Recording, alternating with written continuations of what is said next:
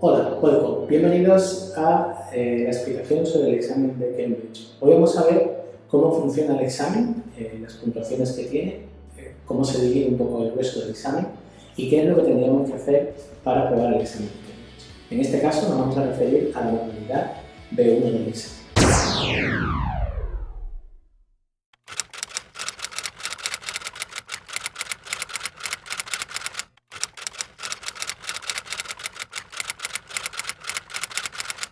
Bueno, como todos sabéis, en Cambridge el examen está dividido en 4 partes: Speaking, Writing, Reading and Listening. Speaking y Writing son lo que llamamos las habilidades productivas, las habilidades en las que la persona tiene que crear o producir lenguaje o contenido, y Reading y Listening son lo que llamamos las habilidades receptivas, aquellas en las que las personas, tienen que procesar una información, bien sea a nivel oral, listening, o bien sea a nivel de lectura, reading, ¿vale? Vamos a ver primero, en primer lugar, un poco cómo funcionan las puntuaciones, es decir, qué tipo de puntuación se le asigna a cada ítem, el número de ítems, y luego vamos a dar una serie de trucos o, indicaciones que deberéis tener en cuenta si queréis superar el nivel de Cambridge, ya os digo, en la modalidad B1. Para empezar, como veis aquí, en las habilidades, por así decirlo, receptivas, no tenemos, muchas cosas que explicar más allá del número de ítems y cómo funciona la puntuación. Primero vamos a la modalidad de Reading. El Reading está compuesto por 32 puntos y en este caso tenemos 6 partes.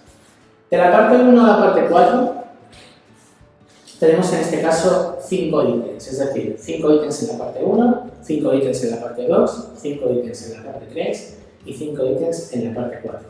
La parte 5 y la parte 6 tienen en cambio 6 ítems cada uno. Si sumáis los números de ítems os da 6 y 6, 12, 5 por 4, 20, 20 más 12, 32, es decir, 32 ítems más, en este caso, un punto por ítem acertado, ¿de acuerdo? Es decir, cada respuesta acertada vale un punto.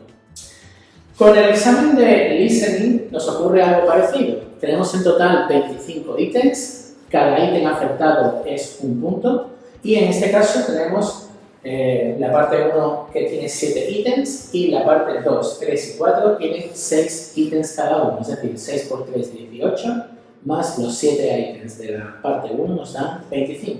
Como habéis visto, en este caso no hay ni trampa ni cartón. 25 ítems, 32 ítems, ¿vale? Con respecto al listening, con respecto al writing y al speaking, funciona de manera diferente.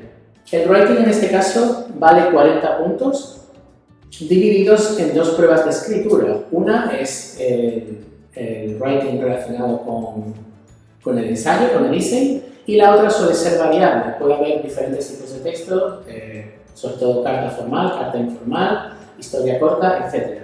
Esta segunda parte, que es, optativa, donde que hay varios textos para escoger, vale también 20 puntos, ¿vale? Obviamente, tanto en el writing como en el speaking no tiene una valoración numérica como sí ocurre en el listening y en el reading. Es decir, en este caso no miramos la puntuación cuantitativa, sino más bien estructuras cualitativas a corregir. ¿A qué me refiero? Por ejemplo, con el tema del writing, lo primero de todo tenemos que saber si el texto se adecua o si no se adecua a un registro o a un tono formal, semi-informal o informal, o neutro en este caso, ¿vale?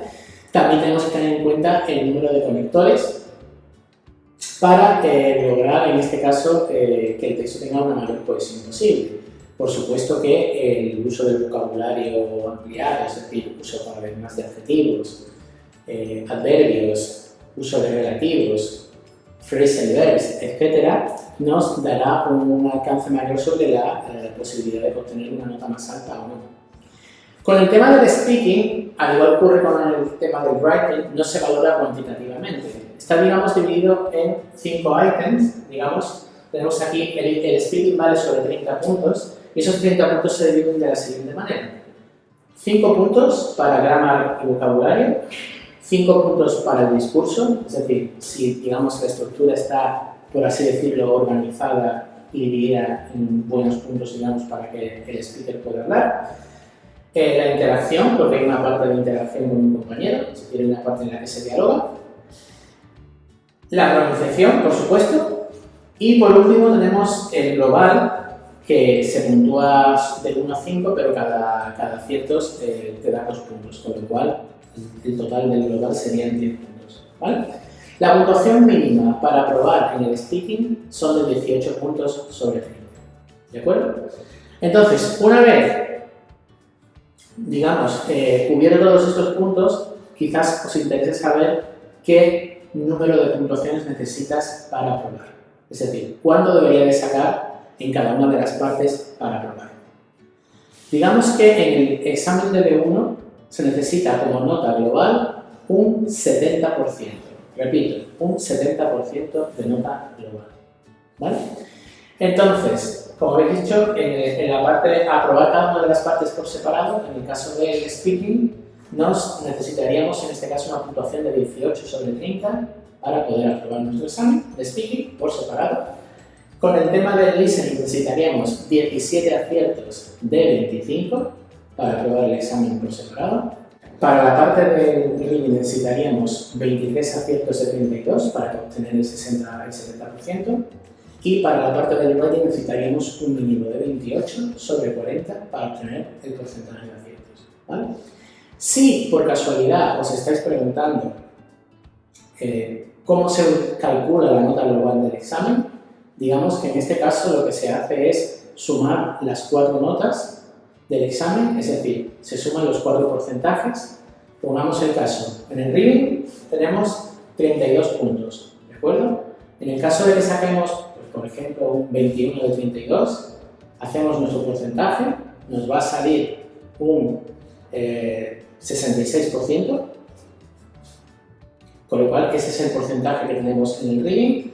Igual podemos ir haciendo el cálculo con las otras 3 habilidades, bien sea listening, speaking y writing, y una vez que nos salen los porcentajes de las 4 habilidades, dividimos entre 4, es decir, imaginaos que tenemos 66%, 72%, 70% y 68%. Sumamos esos 4 porcentajes y dividimos entre 4.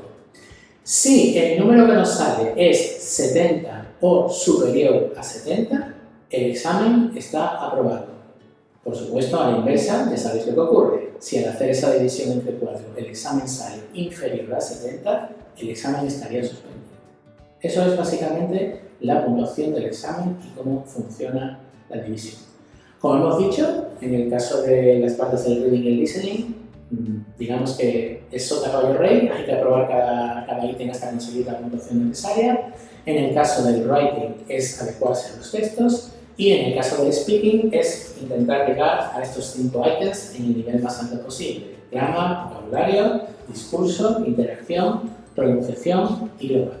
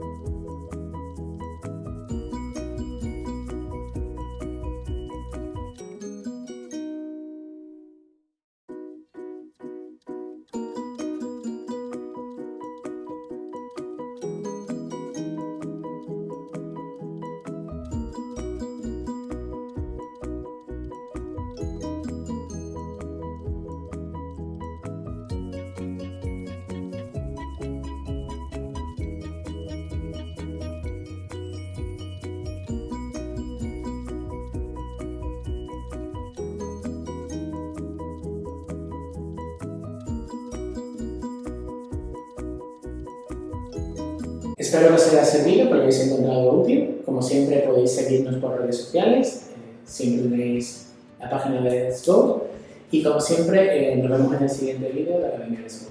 ¿Vale?